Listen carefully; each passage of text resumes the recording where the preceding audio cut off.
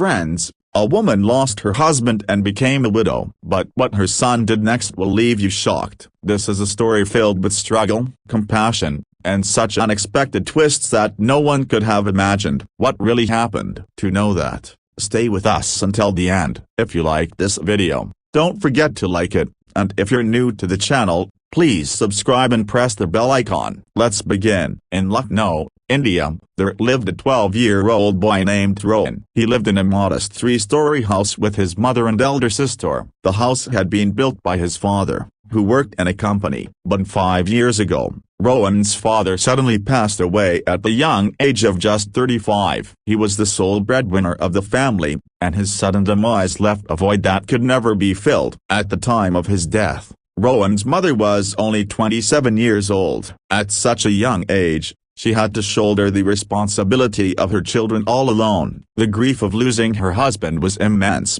but the weight of financial hardship was even greater. The company where Rohan's father worked gave the family only a superscript 11 lakh, which was spent within a few days. Unfortunately, no relatives or friends came forward to help. As they say, in difficult times, even your own can become strangers. That's exactly what happened to Rohan's family. The home that was once filled with visits from relatives and friends became deserted. Everyone got busy with their own lives, and no one even bothered to ask how they were. Rohan's mother, who was once a loving and devoted wife, suddenly found herself burdened with responsibilities that were completely new to her. With no support, she decided to take on the responsibility of her household alone. She spent her days crying and her nights worrying about what to feed her children the next day. She tried to manage everything from within the house, but despite all her efforts, the money left by her husband started to run out. With time, their financial struggles grew so severe that paying rent became difficult, and they were left with almost nothing to eat. Rohan's mother tried her best to cut down expenses. She sold off the few valuables they had and tried to make ends meet in every possible way. But even then,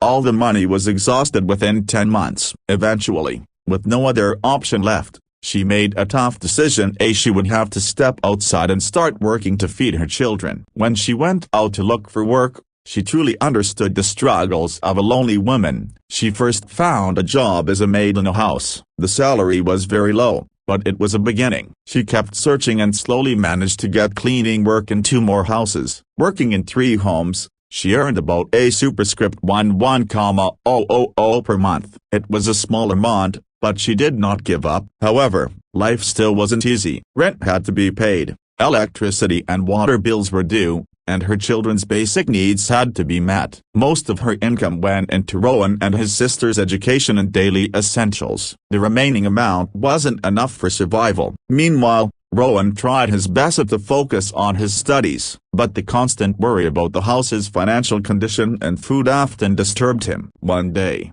he went 2 days without eating. His body became weak, and it was hard to concentrate on his studies. He started having stomach pains and dizziness. He was surviving only on water, hoping it might ease his pain. While sitting in class, Rohan began to lose consciousness. His vision became blurry, and everything started fading into darkness. That's when his teacher, Mr. Mehta, noticed him. Seeing Rohan pale and weak, he became concerned. He quickly approached Rohan and asked softly, "What's wrong, son? You don't look well." With great effort, Rohan opened his eyes and said, "I'm fine, sir." But Mr. Mehta wasn't convinced. "Tell me the truth, son. Something's wrong." After some hesitation, Rohan whispered, "Sir, we don't have any food at home. We haven't eaten for 2 days. That's why I'm feeling sick." Hearing this broke Mr. Mehta's heart. He immediately took Rohan to the staff room, called the school watchman, gave him money,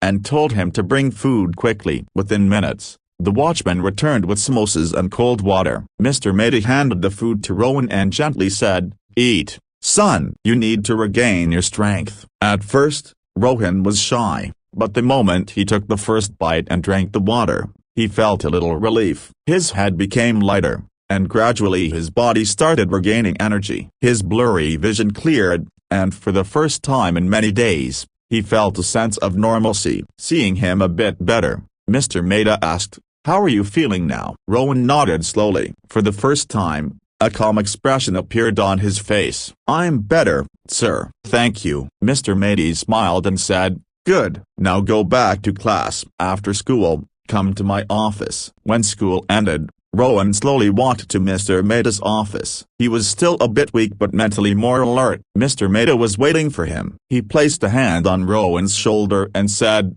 "Don't worry, son, I will help you." He took Rowan to the market on his scooter. There, he bought flour, rice, lentils, sugar, oil, and other essential groceries. But he didn't stop there. He personally delivered all the items to Rowan's home. When they arrived, Rowan's mother wasn't home as she usually returned late after work. Mr. Matey placed all the items in the kitchen and turned to Rowan. "From now on, don't worry about anything," he said. "I will send groceries to your house every month. You just focus on your studies. Don't worry about food or expenses." Rowan felt a deep sense of peace. He never imagined that someone outside his family could care so much. Mr. Matey's kindness and generosity were like a light in the darkness of his life. Before leaving, Mr. Matey said, "I know things are very tough right now, but your only focus should be on your education. Education will shape your future. Leave everything else to me." When Rowan's mother returned home that night and saw the kitchen stocked with groceries, she was shocked. "Where did all this come from?" she asked in disbelief. Rowan replied, "Sir Matey sent it. He's going to send groceries every month. He also spoke to the school and got my 3 months pending fees waived." Hearing this, Rowan's mother broke down in tears. She couldn't believe that a stranger could be so kind-hearted and selfless. But this help wasn't just a one-time act. Every month, without fail, Mr. Matey sent groceries to their home. Despite his modest salary, he helped them without expecting anything in return. He often visited Rowan's house to check if they had enough supplies. His help didn't stop at just food. Mr. Matey's selfless service deeply moved Rowan's family. They prayed from their hearts for his health and long life. Mr. Matey's generosity went far beyond just giving material things. Their support knew no limits. They took a deep interest in Rowan's future because they knew the only way to pull this family out of poverty was through education. They made Rowan understand that his sole focus should be his studies and assured him that they would always stand by his side. Despite the tough circumstances, Rowan's mother felt deeply grateful to Sir Matey. But whenever she tried to thank him, Sir Matey would smile and say, "There's no need to thank me. Consider me your brother. Helping you and Rowan is my duty. You both are like family to me." To support her household, Rowan's mother worked day and night, but Sir Matey's consistent support gave her the confidence that her children would never go to bed hungry again. Over time, she found peace in knowing that someone truly cared for her family and stood by them. As months passed, Rowan devoted himself entirely to his education. Sir Matey's unconditional help filled him with new courage and hope. He began dreaming of a better life, a one where he could someday repay his teacher's kindness. Despite all the hardships, Rowan's academic performance improved drastically. He worked with complete dedication and soon became the top student in his class. His teachers noticed the remarkable change in him, as the same boy who once remained hungry and troubled was now confident and leading in academics. Sir Matey's help wasn't limited to just food and school fees. He instilled in Rowan the belief that no matter how many difficulties life throws at him, education is the key that can open every closed door. Rowan became convinced that if he worked hard from his heart, he could change his destiny and one day help someone else, just as his teacher had helped him. Sir Matey's influence on Rowan's life was indelible. He wasn't just a teacher, he was a guide, a light in Rowan's darkest times. With new hope and determination, Rowan poured himself into his studies. He knew the best way to thank his teacher was to succeed and become a support for others. Rowan's life started heading in a direction he had never imagined. Thanks to Sir Matey's exceptional support and encouragement, he dedicated himself wholeheartedly to his studies. He never forgot the sacrifices of his mother and the trust Sir Matey had placed in him. He worked even harder, knowing that this was the only path to a brighter future for him and his family. And then, the news he had long waited for finally arrived. Rowan had been awarded a scholarship to a prestigious university in the United Kingdom. His joy knew no bounds. It felt as though all the hardships of his life and his family's struggles were nearing an end. His mother and sister, too, were overjoyed. After years, Their home had a reason to celebrate. Rowan had never imagined studying abroad. It was a dream that had always seemed out of reach, a dream reserved only for the rich and privileged. But now, that very dream had become his reality. The university had even sent him the ticket, and he was all set to embark on the journey of his new life. The day Rowan was leaving for the UK, his mother and sister came to see him off. Their eyes were filled with tears. Rowan hugged them and promised, "I'll work hard, and you'll be proud of me." As he boarded the plane, he recalled the days when they didn't even have enough to eat. And now, he was heading toward a bright and promising future. After a long flight, Rowan finally arrived in the United Kingdom. The university had already arranged for his accommodation, meals, and all other essential expenses. Rowan's heart was filled with nothing but gratitude. He realized that he stood at the doorstep of a new world, and it had all become possible because of kind-hearted people like Sir Maida. Even as he stepped into this new life,